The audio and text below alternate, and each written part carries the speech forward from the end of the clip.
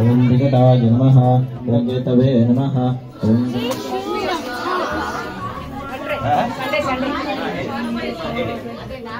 Hello everyone, I am Matri. Welcome back to my channel everyday eco Yatri. আজকের ব্লগে থাকবে কার্তিক পূর্ণিমার দীপোৎসব বা দেব দিওয়ালিও যাকে বলে। আমি আমার বাড়িতে ঠাকুরকে ধূপধুনো দেখিয়ে দৌড়ে চলে গিয়েছিলাম আমার সোসাইটির টেম্পলে, সোসাইটির গণেশজির টেম্পলে। বাড়িটাকেও একটু সুন্দর করে সাজিয়েছিলাম, যেমন ঠিক দিওয়ালিতে সাজিয়েছি। আর এই 4টে প্রদীপও নিয়ে গিয়েছিলাম ওই মন্দিরে সবাই মিলে জ্বালাবো বলে। এই যে এখানে সবাই ভীষণ সুন্দরভাবে শিবলিঙ্গটাকে এঁকে আর তার মধ্যে প্রত্যেকে প্রদীপ দিয়ে রেখে আর অপেক্ষা করছিল কখন হচ্ছে আমরা প্রদীপ জ্বালাবো। এইবার আমাদের এই সোসাইটির এই বছরে কার্তিক পূর্ণিমার যে দীপোৎসব হয়েছিল সেটা খুবই আনন্দের সঙ্গে উদযাপন করা হয়েছিল। আর দীপোৎসব মূলত আলো এবং আনন্দেরই তো উৎসব। সমাজের প্রত্যেকটা কোণ দীপমালার আলোয় উজ্জ্বল হয়ে উঠেছিল জানেন।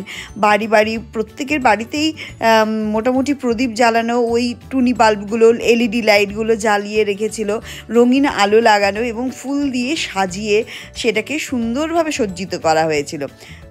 সন্ধ্যায় তো আবার ভগবান বিষ্ণু এবং শিবের বিশেষভাবে পুজো করা হয়েছিল। আর আমাদের যেহেতু গণেশজির টেম্পল, তাই গণেশজির টেম্পলকে তো গণেশজিকে পুজো করাও হয়েছিল। আমরা সবাই মিলে এবার এখানে ওই আগরবাতি মানে ধূপ দিয়েই নাকি জ্বালাতে হয়, ধূপ দিয়ে জ্বালানোটাই শুভ বলে। তো এই কার্তিক পূর্ণিমায় হিন্দু ধর্মের তো একটি অত্যন্ত গুরুত্বপূর্ণ দিন, আর সেটা কালকে ছিল কার্তিক পূর্ণিমার কার্তিক মাসের শেষ দিন। আর এই দিনটাতে সাধারণত গঙ্গা স্নান, দান ধ্যান এবং দীপোৎসব উদযাপনের জন্য একদম প্রসিদ্ধ। কার্তিক মাসের এই পূর্ণিমা তিথি ধর্মীয় গুরুত্ব কিন্তু বহন করে, কারণ এই দিনটি ভগবান বিষ্ণু এবং শিবের প্রতি নিবেদিত।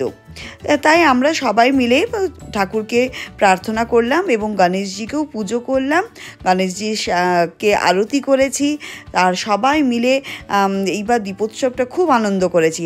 আর মাও ছিল, মা তো এর আগে সব দিন মানে ফটোতে দেখেছে, এইবার মাকেও নিয়ে গিয়েছিলাম মন্দিরে। আর মাও হচ্ছে প্রদীপ জ্বালিয়েছে। প্রত্যেকেই যে যার নিজের যে উইশ থাকে সেই উইশটা মনে মনে বলে বলে এক একটা প্রদীপ জ্বালায়। তাতে আপনি 3টে, 5টা, 7টা, 9টা, 11টা এরকমভাবে প্রদীপ দিতে পারেন। তো আমরা 4টে প্রদীপই নিয়ে গিয়েছিলাম। এইভাবে আমাদের দীপোৎসবটা কাটলো ভীষণ সুন্দরভাবে। এই বছরে দীপোৎসবের সবচেয়ে আকর্ষণীয় অংশ ছিল আতশবাজি। সেটা যদিও বা বাইরের দিকে হচ্ছিল, মেন গেটের বাইরের দিকে, ও পাশে যাইনি, কারণ কি আমরা ভীষণ ব্যস্ত ছিলাম এখানকার প্রদীপ জ্বালাতে। আর আকাশে একদম রঙিন আলোর খেলা দীপোৎসবের সৌন্দর্য আরও বাড়িয়ে তুলছিল, ভীষণ ভালো লাগছিল। লাইটটা যখন বন্ধ করে দিয়েছিল আর প্রদীপগুলো শুধু জ্বলছিল, সেটা দেখতে অভিনব লাগছিল। অনুষ্ঠান শেষে আমরা সবাই মিলে আবার প্রসাদ খেলাম। গণেশজির টেম্পলে গণেশজির পুজোও হলো। আর প্রতি মাসে যেরকম গণেশজির সংকাষ্টি চতুর্থী পালন হয় সেটাও হলো, এবং কার্তিক মাসে পূর্ণিমা দীপোৎসবও আমাদের ধর্মীয় এবং সাংস্কৃতিক ঐতিহ্যের একটা তো গুরুত্বপূর্ণ অংশ, সেটাও খুব সুন্দরভাবে পালন করলাম আমরা। খুব ভালো লেগেছে এবং আমার মায়েরও খুব ভালো লেগেছে। আর এই ধরনের উদযাপন আমাদের মধ্যে তো ঐক্য, শান্তি এবং আনন্দের বার্তাও ছড়িয়ে দেয় বলুন।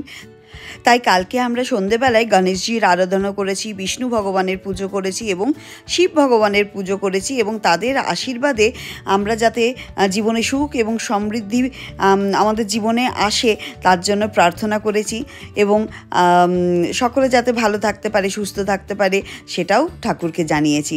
চলুন তাহলে আমার এই ছোট্ট ব্লগটা আজকে এখানেই শেষ করছি। আপনাদের যদি ভালো লেগে থাকে আমার এই ছোট্ট ব্লগটা, তাহলে একটা লাইক, শেয়ার, সাবস্ক্রাইব আর অবশ্যই কিন্তু কমেন্ট করবেন। দেখা হবে নতুন ব্লগের সাথে। Tata, bye bye, thank you so much.